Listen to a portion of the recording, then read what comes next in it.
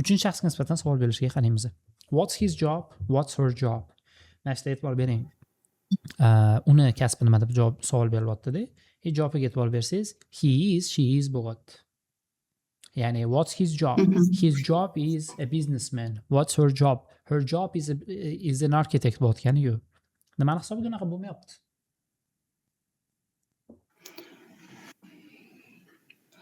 Nima bilan? Nega men his bilan mana savol berayotgandim. What's your name desam, men javobimda ham my name is bo'lyapti. Where are you from desa, men I'm from deyotgandim. Nega what's his job da men his job is demayapman. Nega he is deb javob berolmayman? Mana savol shunda. Nega he is deb javob berilyapti? Chunki ya'ni uchinchi shaxs so'ralyapti-ku, uni kasbi nima? Uni kasbi nima deganda nega men u deb javob beraman? Uni kasbi deyotganim yo'q, lekin u deb javob beraman. Nega unaqa bo'lyapti? Nega u deb javob beryapman?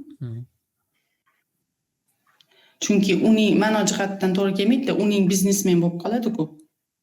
Uning kasbi biznesmen deyapman u. Agar men his job is a businessman deyotgan bo'lsam.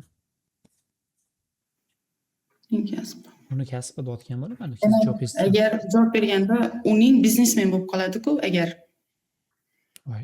Esni qo'ymasak. Voy. Yo'q, kasblar to be bilan keladi-ku. Kasblarni nima qilganda, aytganda. Nima degan u? Masalan, u biznesmen deganda ma'lumot berayotganda to be bilan berishimiz kerak-ku, shuni aytyapman. Hop, men gapirayotgan gapda ham to be bor. O'luda nima deyotganingizga e'tibor bering o'zingiz.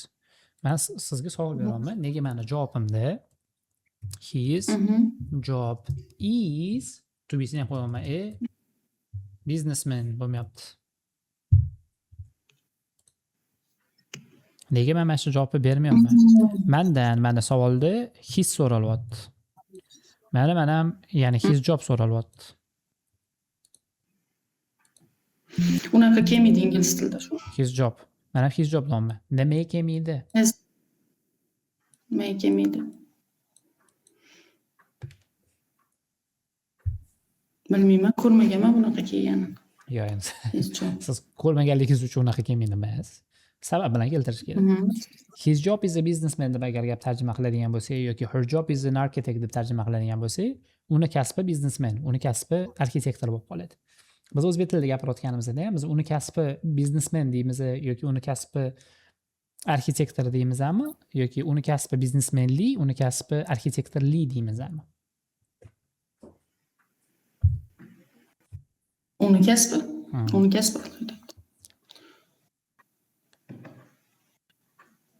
Arxitektorlik, arxitektorlik deb. Meni kasbim o'qituvchilik. Lekin meni o'zim o'qituvchiman.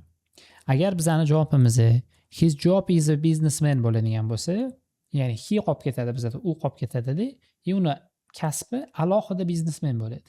Undan tashqari u o'zi ham turibdi-da, lekin kasbi undan qanaqadir ajralib chiqib, alohida bir businessman bo'lib qoladi. Tushunasizmi? Misol uchun men I am a teacher emasda, my job is a teacher deydigan bo'lsam, men o'zim qayerdadir qolib ketib, meni kasbim o'qituvchi bo'ladi. Bu degani men uyda o'tiraveraman, meni kasbim o'zi kelib, menga kelib dars berib ketadi degan. Tushunasiz? O'shaning uchun meni kasbim o'qituvchi emas, men o'zim o'qituvchiman. Meni kasbim o'qituvchilik. Meni kasbim teaching. Lekin meni o'zim teacherman. Tushundingizmi? Men o'shaning uchun o'zi lab qarasangiz to'g'ri kelmaydi. O'shaning uchun ham bu narsani nima aytib ketaman, o'zi bolada bo'ladigan muammo avtomatik javob kelishi. Ya'ni what's your name aytganimda my name is. Where are you from? I am from. What's his job? His job is. Bu avtomatik tarzda kelib qoladi-da, savol o'zi mana shu kelayotganligini hisobiga. O'sha paytda e'tiborli bo'lish kerakki, what's his job deb men savol bergan taqdirda ham men he is, she is deb javob beraman.